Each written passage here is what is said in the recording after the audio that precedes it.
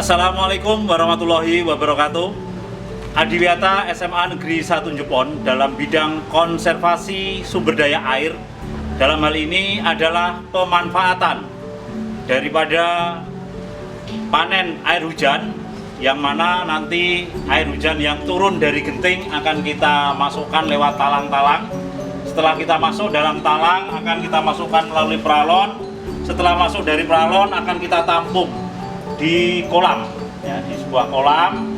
Nah, kolam ini nanti berfungsi satu, airnya kita taburkan benih ikan, di mana benih ikan ini nanti bisa kita pergunakan sebagai upaya program pemerintah lainnya, yaitu dalam hal ketahanan pangan yang nanti bisa diolah dari berbagai makanan yang bisa kita konsumsi bagi warga sekolah.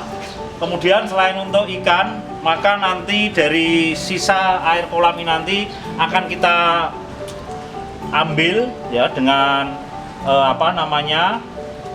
pompa air dengan tenaga surya, kita masukkan ke dalam bak tong berwarna biru. Kemudian setelah kita tampung dalam bak, air itu akan kita manfaatkan ke dalam pipa grid. Kemudian untuk mengefisiensi air, maka kita gunakan kabel kecil. Nah, ini airnya sudah mulai menetes, sehingga untuk penyiraman hampir seluruh taman di wilayah atau di lingkungan sekolah kita terpenuhi dengan penggunaan sisa air wudhu yang digunakan di musola di lingkungan sekolah.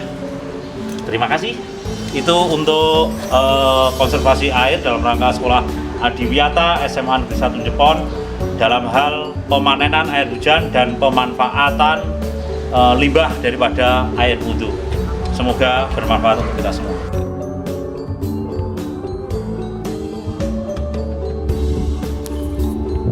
Ini adalah salah satu contoh sisa air cuci tangan yang ada di SMA Negeri 1 Jepon untuk menyiram tanaman yang ada di SMA Negeri 1 Jepon, yang dialirkan ke dalam pipa cat, lalu dialirkan di sekitar tanaman yang ada di depan kelas, yang menjadikan tanaman ini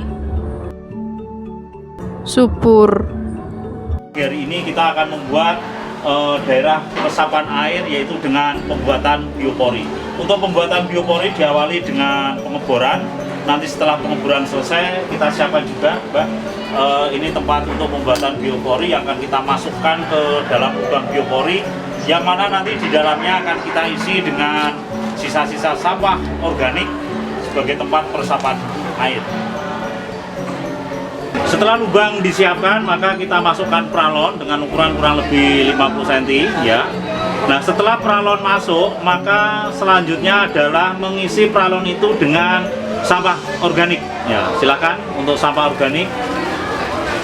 Ya, sampah organik ini kita masukkan dengan harapan nanti dari sisa sampah ini setelah membusuk, selain membantu penyerapan air, maka sampah organik yang sudah membusuk nanti setelah jadi kompos ini bisa kita ambil dan kita manfaatkan untuk pupuk atau yang lain sebagainya.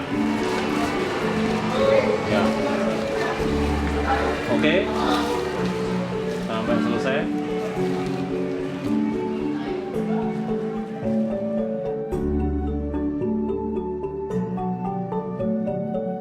Setelah peralon kita masukkan dan kita isi dengan sampah organik, maka selanjutnya kita lakukan penutupan untuk atas peralon. Silakan untuk ditutup, ya, pastikan tertutup. Nah, setelah tertutup, sebelum kita timbul dengan tanah, di sela-sela sekitar peralon kita masukkan kembali sampah organik. Ya, kita masukkan, bisa kita tekan-tekan pakai, ya, semua sisa sampah jangan sampai tersisa. Ya.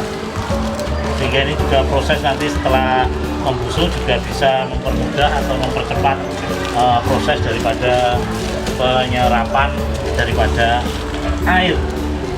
Oke, ya, setelah kita rasa cukup, baru di bagian atasnya kita tutup dengan tanah yang gembur dulu, ya, tanah-tanah yang gembur, karena kita tekstur tanahnya ini tanah liat, sehingga agar mudah dan kita tekan juga bila mana perlu pakai alat tadi, ya.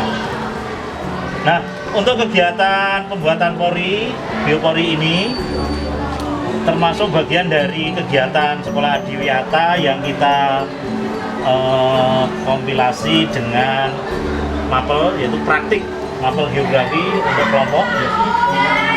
Ya, untuk kelompok, jadi ini terkait dengan juga penugasan praktek mapel yang mendukung daripada kegiatan Sekolah Adiwiyata. Demikian untuk proses pembuatan biopori selesai sudah, dan nanti bisa kita lihat bentuk-bentuk biopori yang di lingkungan sekitar lainnya. Terima kasih.